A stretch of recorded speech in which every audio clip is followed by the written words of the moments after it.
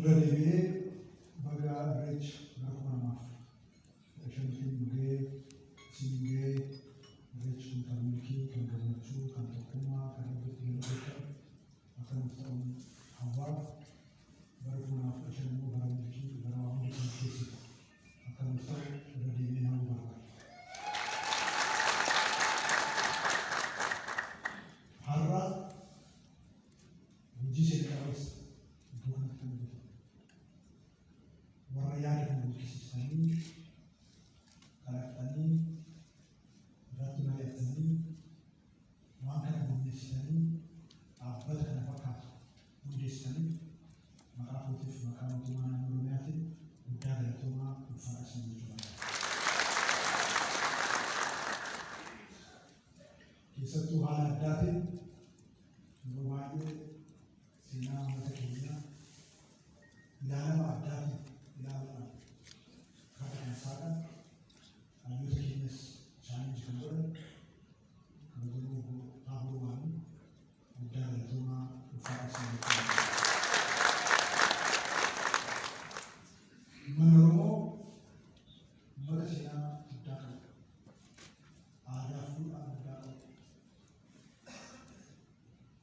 Indonesia maju ada asa akan berubah.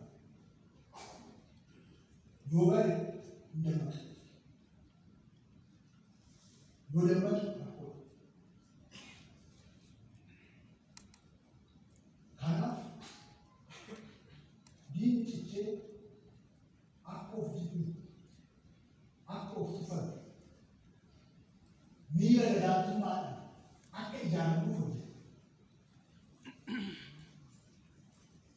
Gino ni kayaknya kan garap fufan.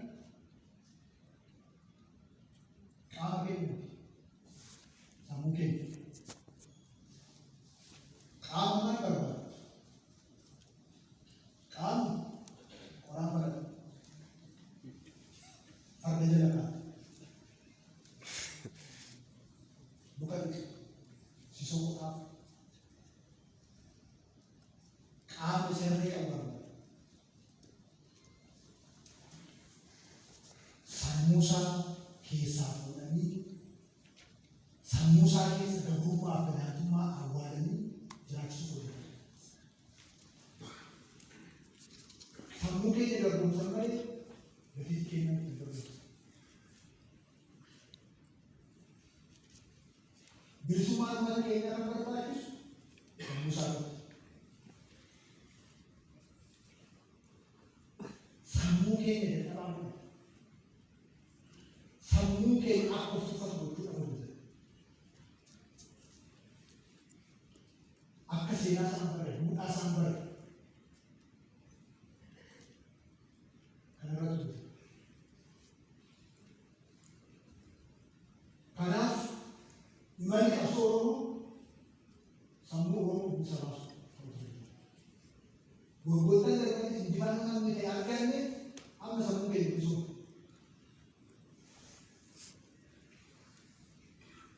Kanaafuu kana keessa humna guddaa kan ta'u waldaa Oromoo Oromoo guyyaa as magaalaa Finfinnee qindeessuu keessatti baga gammaddan baga hojii gammachiisan jechuudha.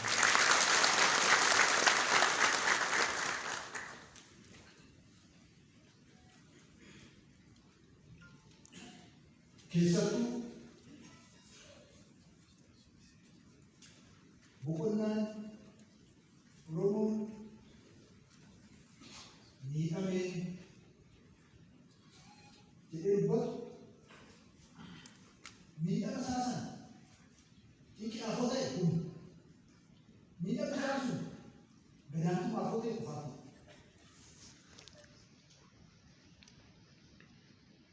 Miidhama isaa sana irraa barachuudhaaf akka seenaatti ittiin xiqqeeffachuudhaaf injifannoo caalmaatiif ittiin tarkaanfachuufoo ta'e injifannoo.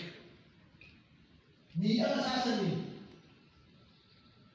akka sakaalamee fuulduratti tarkaanfamu gadaantummaa keessatti waan ta'e qofaatti guddaa.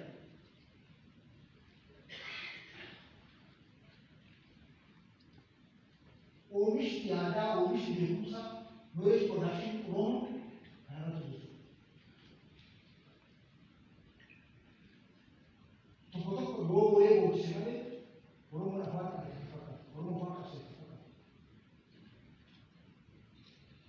ijoollee boqonnaa boo'uusan mochisu cufuu qaba. Kana yeroo jennu seenaa keenya, duudhaa keenya, miidhama keenya rakkoo keessa dabarre akkaataa ijaaramnee injifannoo kana irratti qabu. Dhaloonni kun akkaataa aasaa kaffalee as ga'e gaafachuu qaba. Akkatti turee yeroo bocamu gaafachuu qaba. Akkatti diinni dirree waraanaa hundeetti mana keenya kolaasuudhaaf hojjete gaafachuu qaba. Akkatti qe'ee keenya irraa buqqaan gaafachuu qaba. Akkatti maqaa keenya irra gaafachuu qaba. Isa jala garuu kan jiraatu inni xiqqaa seexaa hojjetu. Malee jaalala dhumaa, mul'ata dhumaa bira ga'u haguuggii hojjetu. Kanaafuu dhaabbanni qorannoo kun daangaa tokko malee beekumsa oomishuu keessatti daangaa guddaa dhabuu danda'a. Daangaan ta'ee kallattii maali? Otoo ofii qabii waan caccabsanii waan beekamanii beekumsa Oromoo yaada Oromoo ukkaanfamee jiru akka ol baasan aadaa jechuudha.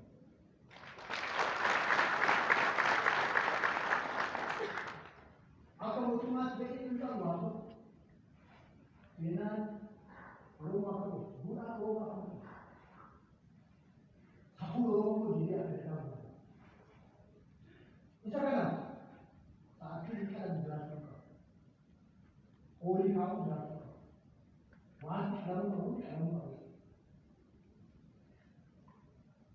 Kanaafuu otoo ofii daangeessin hayyoota jiran sochoosanii kallattii mala kanarratti hojjetan argaa jirra.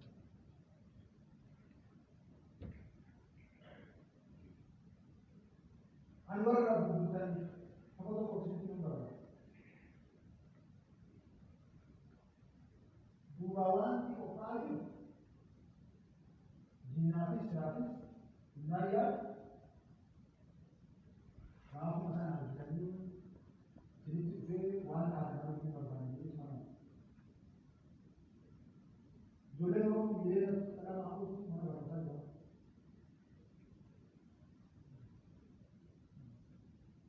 Mana barumsaa uummanni Oromoo mootummaan naannoo Oromiyaa waggaa kudhan ijaarama akka bakkeetii qonnaan bulaa hojii bulaa Oromoo akka daldaltoota keenyaatti isaanii baay'ee kennu.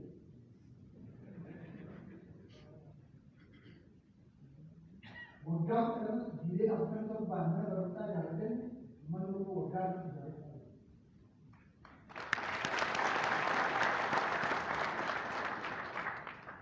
Ijoolleen keetii barreeffatee agarsiisee barsiifte ijoollee barnoota ishee kutaa sadii afur gaacha. Uummanni Oromoo amma barataa mana barumsaatti nyaachisuu eeggate.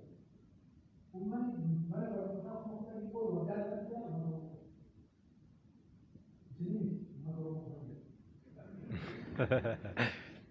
Maaliif inni amma hin beeku waan gochuu dandeenyu hin beeku. Qonnaan bulaa hojii bulaa Oromoo. Barataa barata mana nyaachisaa jiru. Kan miidhagni ta'u jennee fi waraabaa jiru. Namoonni sadarkaa qonnaan bulaa hojii bulaa. Manneen barnoota bultii addaa ijaarree jalqabsiisuu keessatti ijoolleen ji'a ijaarree akkasumas afaan beektu afaan arabaa jiru. Afaan chaayinaa jiru. Waggaa kana waggaa kudhan kennaa waan beeksisiyaa uumamaa jiru.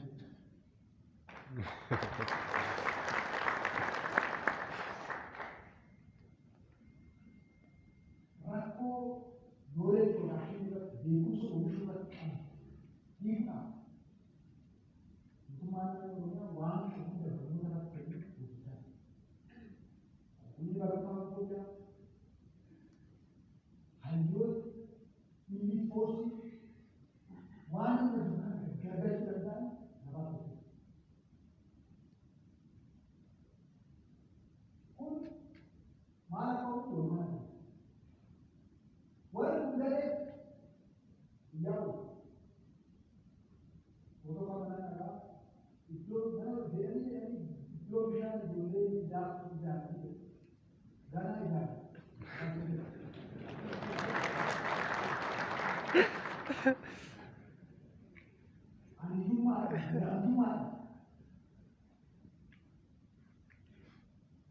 guddadhee gadaantummaa keessa jiraannee akkamitti ta'a? Ijoolleen mu'oon isheen keessa mu'oon daangaa tokko malee yaaduu dandeessu. Daangaa tokko malee safuu Oromoo beeksisa ilaaluu dandeessu.